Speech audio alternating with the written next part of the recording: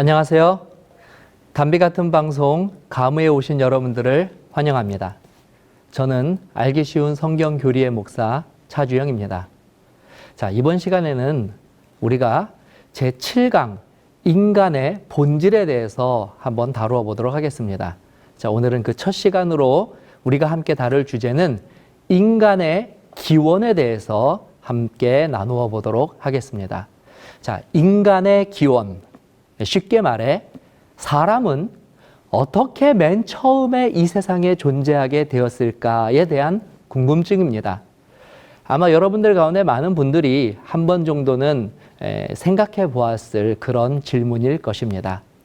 이 고대로부터 수많은 철학자들이 이 질문에 대해서 답을 하기 위해 여러 가지 의견들을 내세웠지만 현대에 와서는 대부분의 사람들이 과학적 견해라고 이야기되는 이 진화론, 즉 동물의 진화의 결과로 사람이 존재하게 되었다는 주장을 따르고 있습니다.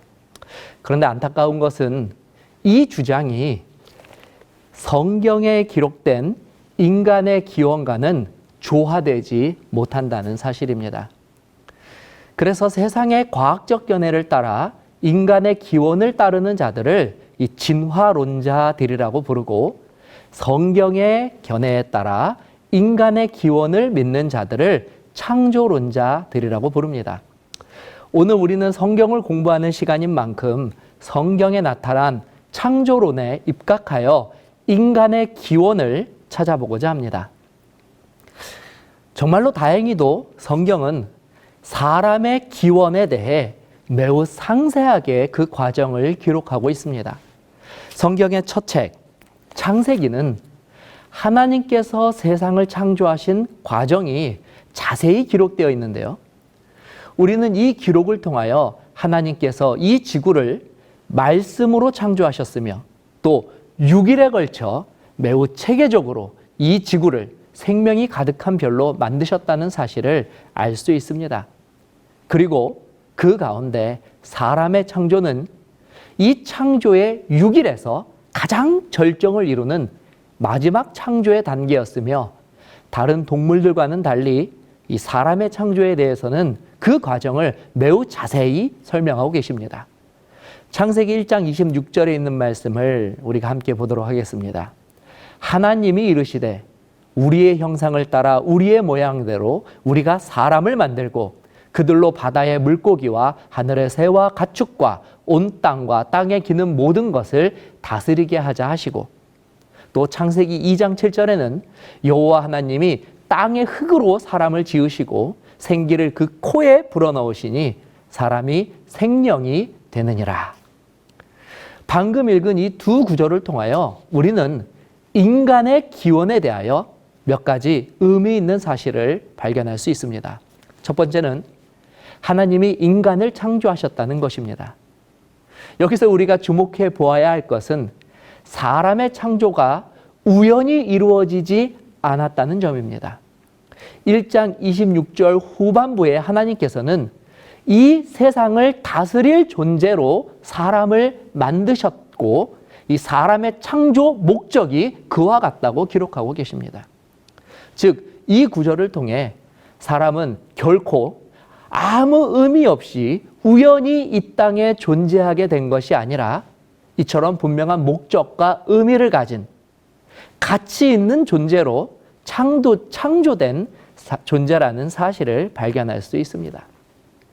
그렇기 때문에 성경적으로 볼 때 이 세상에는 의미 없는 그리고 또 가치 없는 사람은 아무도 없으며 모든 사람은 그 존재 자체로 매우 의미 있고 소중한 하나님의 창조물들이 되는 것입니다. 자, 두 번째로 사람은 흑으로 창조되었습니다. 창세기 2장 7절에 놀랍게도 하나님께서는 이 사람이 무엇으로 만들었는지 그 원재료까지도 알려주신 것입니다. 이것은 사람의 본래의 속성이기도 합니다. 자, 그런데 궁금한 것은 어떻게 흙으로 만든 사람이 이렇게 살아있는 존재가 되었느냐는 사실입니다. 사실 저도 초등학교 시절 이 미술 시간에 자주 흙으로 동물이나 사람의 모양을 만들어 보았습니다. 그런데 안타깝게도 그 중에 살아서 움직인 것은 하나도 없었습니다. 창세기 2장 7절에서는 흙으로 만든 사람이 살아있는 생명이 된 과정을 다음과 같이 설명하고 있습니다.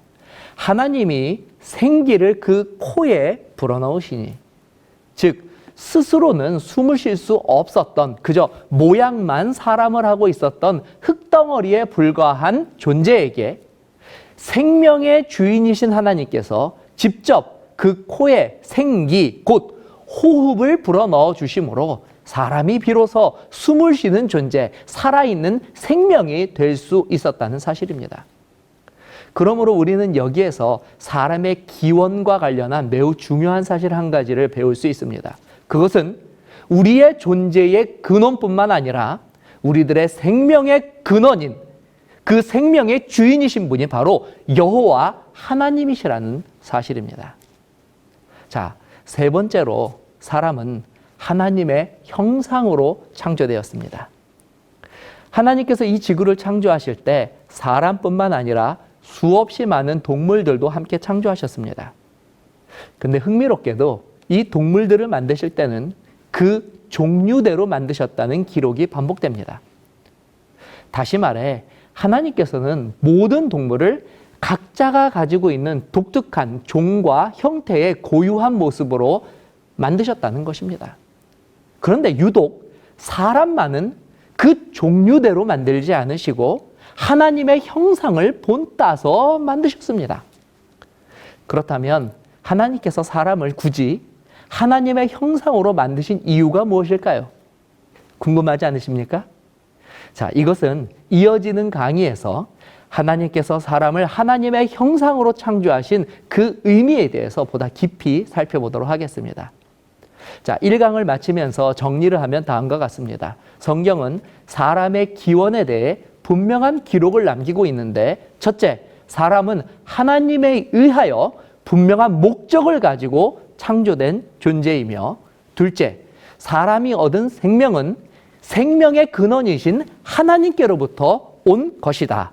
그리고 셋째, 사람은 다른 동물들과는 달리 하나님의 형상으로 창조된 매우 고귀하고 가치 있는 존재라는 것입니다. 자, 끝으로 이런 모든 내용을 미루어 볼 때 이렇게 고귀하게 창조된 존재가 누구이겠습니까? 바로 다름 아닌 저와 여러분이라는 사실을 이 시간 발견하게 되시기 바랍니다. 저는 다음 강에서 뵙도록 하겠습니다. 감사합니다.